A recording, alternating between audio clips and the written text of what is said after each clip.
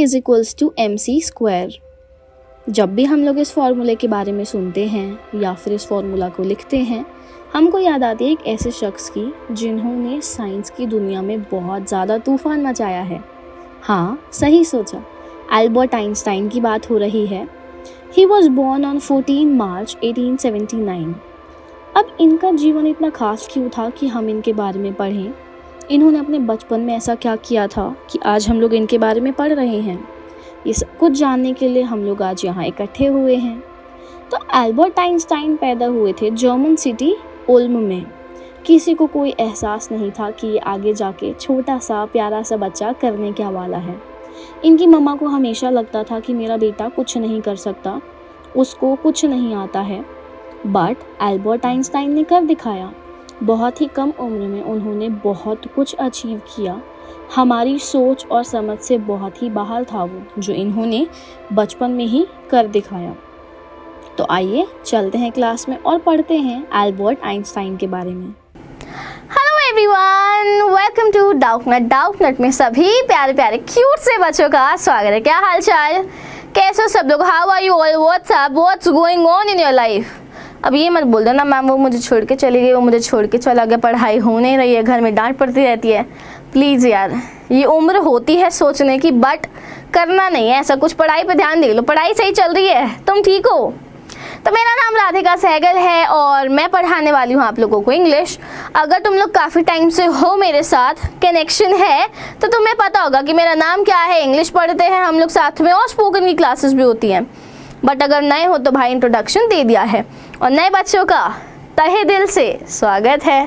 तो यार, जो बच्चे एकदम दिमाग के साथ ध्यान लगा के पढ़ रहे होते हैं उनको पता होगा कि आज की क्लास में पढ़ने क्या वाले हैं, पीछे दिख क्या रहा है। और जो बस एकदम सोते सोते सीधा आ गए हैं उनको बताना पड़ेगा कि हम क्या पढ़ने वाले हैं। अच्छा बताओ, किसको पता है कि किसकी कहानी है? चैप्टर का नाम तो अलग है ना, बट कहानी किसकी, किसी को पता है? आज की कहानी है एल्बर्ट आइंस्टाइन की। तो यार इनका ना बचपन थोड़ा अलग रहा है। कैसे अलग रहा है? जैसे तुम लोगों को कभी पढ़ने का मन नहीं करता, इनको भी मन नहीं करता था, बट इनका केस अलग था। इनको इसलिए मन नहीं करता था क्योंकि स्कूल में ना क्रैमिंग थी। क्रैमिंग यानी कि रट्टा मारना, रोट लर्निंग मेथड था कि भाई जो चीज़ बुक में है तुमको वही रट्टा मार के पेपर में लिखनी है। बट महाराज का कहना था कि यार जब कोई चीज़ बुक में है तो हम उसको दिमाग में फिट करके क्यों खराब करें अपना टाइम, हम कहीं और कुछ स्किल्स वगैरह ले लेंगे। तो इनको इस वजह से स्कूल में जाना नहीं पसंद आता था। बट यार मतलब बचपन ऐसा गया, बड़े होके क्या बन गए, कहाँ थे कहाँ पहुँच गए। पर तुम आगे एप्लीकेबल नहीं है। कहीं सोच रहा है स्कूल वूल तो छोड़ो, बाद में देखेंगे कुछ। ना ना ना ना ना, हर कोई एल्बर्ट आइंस्टाइन नहीं होता है, ठीक है? तो जैसे इसाक न्यूटन ने हमें ग्रेविटी के बारे में दिया, समझाया कि भाई सेब गिरा तो क्यों गिरा, वैसे ही एल्बर्ट आइंस्टाइन ने हमें थ्योरी ऑफ रिलेटिविटी के कुछ स्पेशल प्रिंसिपल समझाए, कुछ अलग अलग चीज़ें बताई हैं। तो आज हम लोग पढ़ेंगे एक महान शख्सियत के बारे में जिनका नाम है एल्बर्ट आइंस्टाइन। नहीं पता तो ब्रो गूगल जाके कर लेना थोड़ा बहुत क्लास के बाद, बीच में कहीं मत गायब होना है, ठीक है? स्टार्ट करें। Thumbs up in the comment section and if you have any kind of doubt, तो बच्चा लोग you have to mention your doubt by using #डाउट और डाउट पूछ के खत्म। टाटा बाय बाय, ठीक है? तो चैप्टर का नाम है a truly beautiful mind. Lecture number 1 है। आई विल ट्राई कि तीन लेक्चर्स में ऑलमोस्ट ख़त्म हो जाए, 2 में भी शायद कर सकते हैं अगर जल्दी जल्दी भागते हुए पढ़ें, बट क्यों भागना है, बहुत टाइम है, ठीक? तो आइए सबसे पहले हम लोग पढ़ेंगे about the chapter explanation, summary, और मैं सोच रही हूँ भाई क्विज भी कराई दें। खाली बैठे बोर हो जाओगे है ना सुन सुन के, क्विज भी कर लेंगे, ठीक? चलिए फर्स्ट है हमारा अबाउट दी चैप्टर, यानी कि before you read, who do you think of when you hear the word genius? जब भी आप लोग जीनियस वर्ड सुनते हो, oh he is a genius, oh my god she is a genius यार, वो बहुत ही जीनियस है, प्रतिभाशाली है। तो जब भी मैं ये वर्ड बोली अभी जीनियस जीनियस, तुम्हारे दिमाग में कौन आया? अब ये मत बोल देना मैम एल्बर्ट आइंस्टाइन, वो तो तुम पढ़ रहे हो, बट कोई और कभी तो आया होगा जीनियस जब बोला तो। Who is a genius? What qualities do you think a genius has? अच्छा, तुम्हारे हिसाब से जीनियस होता कौन है? मतलब हम किसी को जीनियस कह रहे हैं तो किस बेसिस पे कह रहे हैं? उसके अंदर ऐसी क्या खूबियां हैं, क्या क्वालिटीज़ हैं कि हम उसको जीनियस बुला रहे हैं? We shall now read about a young German civil servant who took the world by storm about 100 years ago. अब हम लोग एक जर्मन सिविल सर्वेंट की बात करने वाले हैं। जर्मन बेस्ड थे सिविल सर्वेंट, यानी कि समाज की भी सेवा करते थे। सिविल तो हमारा नॉर्मल होता है, मतलब नॉर्मल ह्यूमन बींग्स को बोलते हैं सिविलियंस। वो एक सिविल सर्वेंट थे जिन्होंने who took the world by storm about 100 years ago. 100 साल पहले इन्होंने दुनिया में तूफान मचा दिया था। 100 साल पहले दुनिया में तबाही मचाने वाले, तूफान लाने वाले और कोई नहीं, एल्बर्ट आइंस्टाइन थे। अब ये जो तबाही या तूफान की बात हो रही है, थ्योरी से रिलेटेड है। मतलब इन्होंने अचानक से एक ऐसी थ्योरी दी थी जिसको देखकर लोग एकदम हैरान हो गए कि ओ माय गॉड, ये भी हो सकता है। In the summer of 1905, the 26-year-old published in quick succession 4 groundbreaking papers about light, the motion of particles, the electrodynamics of moving bodies and energy. The 26-year-old published, यानी कि 26 साल के published in quick succession 4 groundbreaking papers.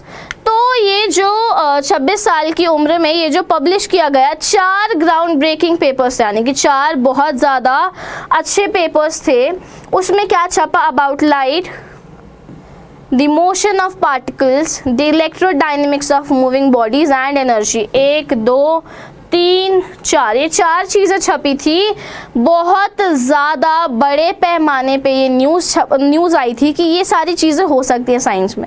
Science से related चीज़ें हैं ना, light, motion of particles. भाई एक तो मुझे साइंस में ऐसा लगता है कि बहुत कुछ है और इंग्लिश में साइंस को क्यों घुसा दिया है।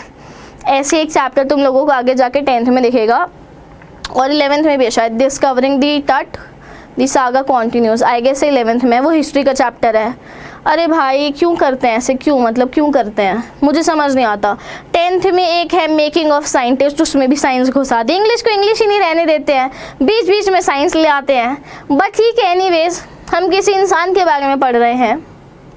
His work took up only a few pages in scientific journals, but changed forever our understanding of space, time and the entire cosmos, and transformed the name Einstein into a synonym for genius. अब जो इनका काम था ना, वो scientific journals के कुछ ही पन्नों में छपा था। भले ही उनका काम साइंटिफिक जर्नल्स यानी कि साइंटिफिक मैगजीन्स की तरह समझ लो, उसमें चाहे थोड़े से ही पन्ने लिए थे, पर इसने ये जो काम था, इनके कामों ने हमारी सोच को, हमारी समझ को पूरे तरीके से हमेशा के लिए बदल दिया। किस चीज़ की समझ के लिए? स्पेस, हमारा जो अंतरिक्ष है, समय यानी कि time, and the entire Cosmos यानी कि पूरा जो यूनिवर्स है, ब्रह्मांड जो है, उसके लिए जो हम सोचते थे वो चीज़ें एकदम से बदल गई। कैसे? जब इनकी थ्योरीज, जब इनका ये साइंटिफिक प्रोसेस न्यूज़पेपर्स में छपा, और फाइनली तब आइंस्टाइन को ट्रांसफॉर्म किया गया जीनियस में, यानी कि Einstein is equals to genius. 50 years after his death, Albert Einstein's genius still reigns यानी कि रूल कर रही हैं, रूल किया जा रहा है। 50 साल हो गए एल्बर्ट आइंस्टाइन की डेथ को, बट 50 साल बाद भी एल्बर्ट आइंस्टाइन की जो चीज़ें थी, उनकी जो जीनियस थॉट प्रोसेस था, जो जीनियस थे वो अभी भी चल रहा है, वो अभी भी रूल कर रहा है हमारे ऊपर। यहाँ तक क्लियर है? ऐसा तो नहीं लग रहा यार मैम आती हैं एकदम भागते भागते पढ़ाती हैं और चली जाती हैं, ऐसा तो नहीं लग रहा? If you think like that, please let me know in the comment section so that I can make the changes in the lecture plan. I can modify my speed. थोड़ा सा धीरे बोलने की कोशिश कर लूँगी, ठीक है? चलिए आ जाते हैं आगे। Paragraph 1, Albert Einstein was born in, एक सेकेंड ऑन है, मैं इन पढ़ रही हूँ, एक सेकेंड। हाँ, Albert Einstein was born on 14 March 1879। तुम तो पैदा भी नहीं हुए थे, मैं भी नहीं हुई थी वैसे मैं भी नहीं हुई थी जब एल्बर्ट आइंस्टाइन पैदा हुए थे। He was born on 14 March 1879 in the German city of Ulm. Ulm में पैदा हुए थे जो कि जर्मन में है। Without any indication that he was destined for greatness, बिना किसी ऐसे मतलब इंडिकेट करे, बिना कुछ बताए ही वो पैदा हो गए। कौन बताता है? मतलब ऐसे थोड़ी पता चलता है, ओ ये बच्चा तो पता नहीं प्राइम मिनिस्टर बन जाएगा, ओ ये बच्चा तो पक्का एस्ट्रोनॉट बनेगा, ऐसे थोड़ी होता है। धीरे धीरे पता लगता है कि मतलब बच्चा क्या बनना चाहिए, बच्चे को कैसे बनेगा, बन भी पाएगा कि नहीं, या निकम्मा निकल गया। और बचपन तो इनका बहुत ही ऑपोजिट था। बचपन में लोग इनको निकम्मा कहते थे, और बड़े होके देखो कहानियाँ पढ़ रहे हैं हम उनकी। तो किसी को नहीं पता था कि इनके भाग्य में लिखा हुआ था महानता, एक महान व्यक्ति, एक बहुत बड़े व्यक्ति बनने वाले थे, ये किसी को नहीं पता था। ऑन द कॉन्ट्ररी, और दूसरी साइड मतलब इसके opposite side, his mother thought Albert was a freak. Hi, Albert Einstein की खुद की मम्मी, उनकी खुद की माता जी क्या सोचती थी कि भाई मेरा बेटा तो निकम्मा और सनकी है। माँ कैसे सोच सकती है ऐसा? बट एल्बर्ट आइंस्टाइन की माता जी का सोचना था कि मेरा बेटा एकदम सनकी है, मेरा बेटा एकदम निकम्मा है। To her his head seemed much too large. उनके लिए यानी कि एल्बर्ट की मम्मा के लिए एल्बर्ट आइंस्टाइन का जो सर था, ये सर उनकी बॉडी से बहुत ज़्यादा बड़ा था। तो इफ़ यू नोटिस तो एल्बर्ट आइंस्टाइन जैसे दिखते थे ना, उनका सर बहुत ज़्यादा बड़ा था। तो बचपन में शायद आंटी को लग रहा होगा कि यार मेरा बेटा ना ठीक नहीं है, मेरे बेटे में कुछ दिक्कत है, गड़बड़ है। तो आंटी का मानना कुछ ऐसा था। बट आई तो फील यार जितना बड़ा सर उतना बड़ा दिमाग शायद, क्योंकि एल्बर्ट आइंस्टाइन के बारे में पढ़ रहे हैं ना हम लोग। अगर मतलब ऐसे ही मजाक के तौर पे देखा जाए तो उनका सर बड़ा था, मतलब क्या पता दिमाग भी बड़ा हो, I don't know. But I guess science में कुछ है कि दिमाग बड़ा या छोटा नहीं होता, पता नहीं, I am not sure about that fact. But इस पर रिसर्च कर सकते हैं, इस पर मुद्दा उठ सकता है कि भाई दिमाग का कुछ होता है कि रिलेशन, सर बड़े होने से दिमाग का कुछ होता है? बताना कॉमेंट सेक्शन में। At the age of 2.5, 2.5 साल की उम्र में आइंस्टाइन still wasn't talking। तो यार हमारे इंडिया में तो अगर बच्चा 2 साल में ना बोले ना तो ऐसा लग जाता है अरे बच्चा बोल नहीं रहा, अरे बच्चा बोल नहीं रहा, बहुत टेंशन आ जाता है, अरे बच्चा बोल क्यों नहीं रहा। तो वैसे ही इंडिया के अलावा अगर बाहर भी देखो तो यार पेरेंट्स को टेंशन तो होती है, मेरा बच्चा बोल क्यों नहीं रहा, सुन तो सही से रहा है, एक्ट कर रहा है, रिएक्शन दे रहा है, रिस्पॉन्ड कर रहा है, तो बोल क्यों नहीं रहा। तो 2.5 साल की उम्र तक आइंस्टाइन कुछ नहीं बोले थे। When he finally did learn to speak, he uttered everything twice। और जब आइंस्टाइन ने बोलना सीखा वो हर चीज़ 2-2 बार बोलते थे। जब आइंस्टाइन ने बोलना सीखा तो वो हर चीज़ ना 2-2 बार बोलते थे। Uttered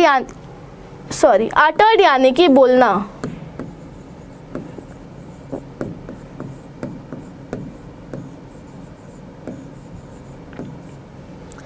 Einstein did not know what to do with other children and his playmates called him brother boring। Einstein को नहीं पता था कि यार ये आसपास के बच्चों के साथ करना क्या है। He really didn't know कि यार इनके साथ खेलूं कूदूं या बात करूं क्या करूं। He was not aware of that। तो उसके जो दोस्त थे ना जो उनके साथ खेलना चाहते थे वो उनको बोलते थे ब्रदर बोरिंग, यानी कि आइंस्टाइन बचपन में बोरिंग थे। So the youngster played by himself much of the time। तो इसी कारणवश जब आपके पास दोस्ती नहीं है, जब आपको कोई समझ ही नहीं रहा, आपके लेवल का नहीं है, तो आप अकेले खेलोगे। तो एल्बर्ट आइंस्टाइन भी ज़्यादा से ज़्यादा समय अकेले खेला करते थे। He especially loved mechanical toys। और ख़ास बात तो ये है कि बचपन में ही ना आइंस्टाइन को प्यार हो गया था मैकेनिकल टॉयज से, यानी कि वो ना खेला करते थे मैकेनिकल टॉयज से। Looking at his new born sister Maaza, he said to have said, fine, but where are her wheels? जब आइंस्टाइन की छोटी बहन आई थी माजा, तो यहाँ पर आइंस्टाइन ने बोला था कि ठीक है बहन तो आ गई, बट इसके पहिए कहाँ हैं, ये चल क्यों नहीं रही है। तो he was that much into mechanical toys कि उन्होंने अपनी बहन को देख के पूछ लिया कि भाई ये मशीन जैसी जो चीज़ है, ये जो इंसान है, इसके पहिए कहाँ हैं, चल क्यों नहीं रही है। तो उनको बहुत ज़्यादा प्यार था मैकेनिकल टॉयज से। Otto Neugebauer, the historian of ancient mathematics, told a story about the boy Einstein that he characterizes as a legend, but that seems fairly authentic. तो अब एक ना फेमस हिस्टोरियन है एंशंट मैथमेटिक्स के, कभी कभी बोलते बोलते गलती हो जाती है, प्लीज़ मजाक ना करें इसका। तो एंशंट मैथमेटिक्स के जो हिस्टोरियन थे auto, told a story about the boy, उन्होंने ना कहानी सुनाई थी बचपन के आइंस्टाइन की, यानी कि जब आइंस्टाइन बच्चे थे, और वो उस कहानी को एक लेजेंड बोलते हैं। कहानी को या फिर आइंस्टाइन को दिव्य चरित्र बोलते हैं, but that seems Fairlie authentic. उनका कहना है कि हमारे जो आइंस्टाइन थे वो एक लेजेंड थे, जैसे हम अरिजीत सिंह, आतिफ असलम को बोलते हैं। तुमको नहीं पता? सही है, नहीं पता तो अच्छी बात है, नहीं पता। तो यहाँ पर ना उनको मतलब ये जो हमारे हिस्टोरियन हैं, इनका कहना था आइंस्टाइन एक लेजेंड थे, यानी कि एक दिव्य चरित्र थे। और ये कहना बहुत सही भी है, प्रामाणिक भी है, मतलब ये प्रूव हो चुका है कि भाई लेजेंड तो थे, जीनियस भी थे। As he was a late talker, his parents were worried. अब आइंस्टाइन लेट बोलना शुरू किया तो माता पिता को ना चिंता बहुत रहती थी कि हाय मेरा बच्चा बोल क्यों नहीं रहा, ये बोलेगा कब, अभी तक नहीं बोला। At last at the supper table one night he broke his silence to say the soup is too hot. एक दिन ना रात का खाना चल रहा था, सब लोग बैठे थे, एकदम खानदान पूरे इकट्ठा हुआ था, यानी कि मम्मी पापा बहन और आइंस्टाइन, सब लोग मतलब वहीं बैठे थे। और आइंस्टाइन ने फाइनली चुप्पी तोड़ी, भाई बोले वो, और क्या बोले, सूप बहुत ज़्यादा गर्म है, सूप बहुत ज़्यादा गर्म है। अब हमारे यहाँ तो क्या होता है, बच्चा जब मुंह खोले किसी रिश्तेदार का नाम ले, या तो मम्मी पापा बुआ चाची दादी फूफा मौसा मौसी कुछ भी बोले, बट इंसानों से रिलेटेड बोले। आइंस्टाइन ने क्या बोला, भाई सूप बहुत ज़्यादा गर्म है, the soup is too hot. Greatly relieved, his parents asked why he had never said a word before. बहुत ही सुकून मिला उनके माँ बाप को, बहुत ज़्यादा सुकून। और उन्होंने पूछा कि आइंस्टाइन तुमने अब तक इतने टाइम तक कुछ भी बोला क्यों नहीं। Albert replied because up to now everything was in order. Albert बोल रहे हैं क्योंकि अब तक सब कुछ ऑर्डर में था, क्योंकि अब तक सब कुछ ऑर्डर में था, अभी तक कोई दिक्कत हुई नहीं मुझे। यहाँ तक सबको क्लियर है? जल्दी से क्वेश्चन का आंसर देंगे कि यहाँ तक सबको क्लियर है कि नहीं, हाँ या ना, कमेंट सेक्शन में जल्दी। कौन सी थ्योरी दी थी एल्बर्ट आइंस्टाइन ने, या किसी के जनरल प्रिंसिपल्स या फिर स्पेशल थ्योरी दी हो किसी से रिलेटेड, बताओ कौन सी दी थी। A headmaster once told his father that what Einstein chose as a profession wouldn't matter because he'll never make a success at anything.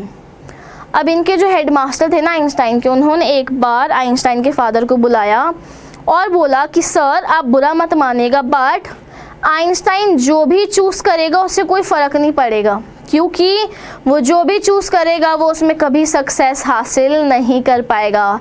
He'll always be a failure, he'll end up being a failure, वो हमेशा failure ही रहेगा। Einstein began learning to play the violin at the age of 6 because his mother wanted him to. Einstein ने ना 6 साल की उम्र में violin बजाना सीखा, वायलिन यही होगा, ये रहा, वायलिन बजाना सीखा था 6 साल की उम्र में। हमारे यहाँ पर तो 6 साल की उम्र में बच्चे को एकदम पूज रोता है, मेरे बच्चा बाहर ना जाइयो, घर में बैठा रहा, आराम से खा पी मौज कर। बट कुछ बच्चे 6 साल की उम्र में डांस इंडिया डांस में भी जाते हैं, I guess dance Indian dance, little kids वाला कुछ भी आता है, सारेगामापा जूनियर भी आता है। पर ठीक है, सही है। यहाँ पर इन्होंने 6 साल की उम्र में वायलिन बजाना सीखा क्योंकि उनकी मम्मा चाहती थी। He later became a gifted, mature violinist, maintaining this skill throughout his life. और फाइनली वो एक गिफ्टेड शौकीन व्यक्ति बन गए। शौकीन व्यक्ति यानी कि मैच्योर वायलिनिस्ट, यानी कि एक शौकीन वायलिनिस्ट बन गए वो, जो कि इस स्किल को ज़िंदगी भर कंटिन्यू करते रहे। एक होता है कि टाइम पास के लिए बैडमिंटन सीख लिया, थोड़े टाइम बाद बंद कर दिया। एक होता है कि उस स्किल को हमेशा के लिए रखो, टिल यू डाई, जब तक तुम मर ना जाओ तब तक तुम उस स्किल को साथ में रखो, प्रैक्टिस करो। बस क्विज पर आ जाते हैं, फिर आगे चलेंगे। क्विज पर आ जाते हैं, फिर आगे चलेंगे। जल्दी से कमेंट सेक्शन में थम्स अप कि हाँ मैम क्विज पर आ जाइए। फर्स्ट क्वेश्चन है अपना, what is the story about? ये जो कहानी है किसके बारे में, जल्दी बताएंगे कमेंट सेक्शन में।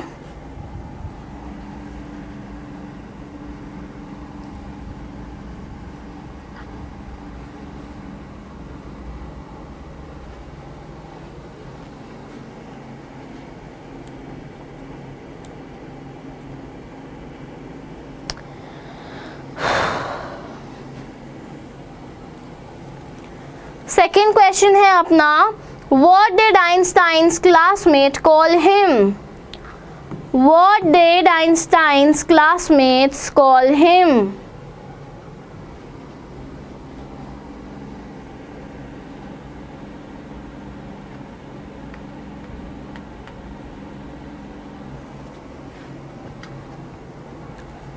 चलें आगे। Third question, Einstein started learning to play. आइंस्टाइन ने क्या बजाना सीखा था? What did Einstein started learning to play? मैं पिछले क्वेश्चन पर अटकी हुई हूँ।